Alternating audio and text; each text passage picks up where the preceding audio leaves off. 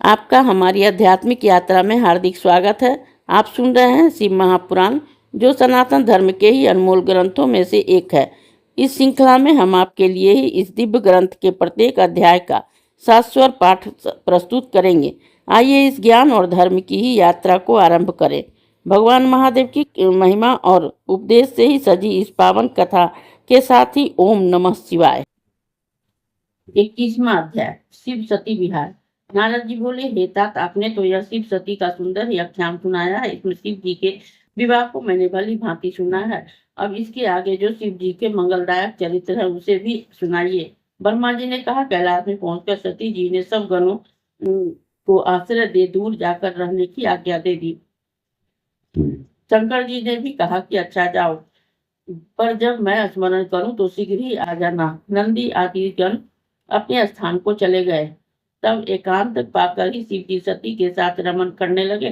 कभी पुष्पों की मनोहर माला सती को पहनाते, कभी जब सती दर्पण में अपना मुख देखती तो शिव जी उसके पीछे खड़े हो जाते और सती से मना करने पर भी उनके कुंडलों को हाथ लगा देते। शंकर जी कभी दूर न जाते, छिप कर ही सती के पीछे आ खड़े होते।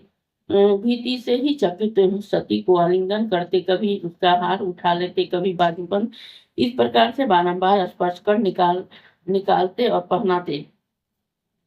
कालिका नामक सती की दासी को आगे आगे चलाकर ही जब सती उसके पीछे चलती तो वे उनके बड़े बड़े कुचों को पकड़ लेते, कभी मनोहर पुष्पों का हार बना प्रिया के आभूषण बनाते, कभी रमणीय पर्वत कुंजों में ही घुसकर ही अपनी प्रिया सती के साथ विहरते।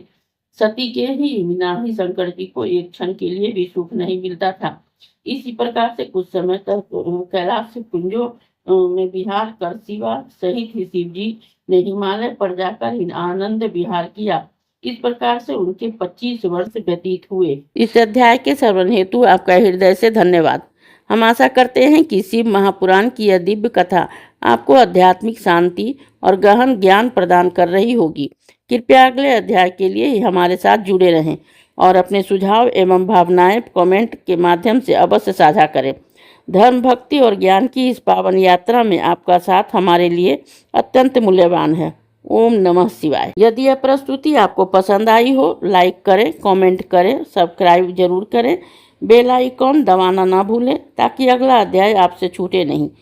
और इस पावन ज्ञान को ही शेयर करें अपने परिवार और मित्रों तक।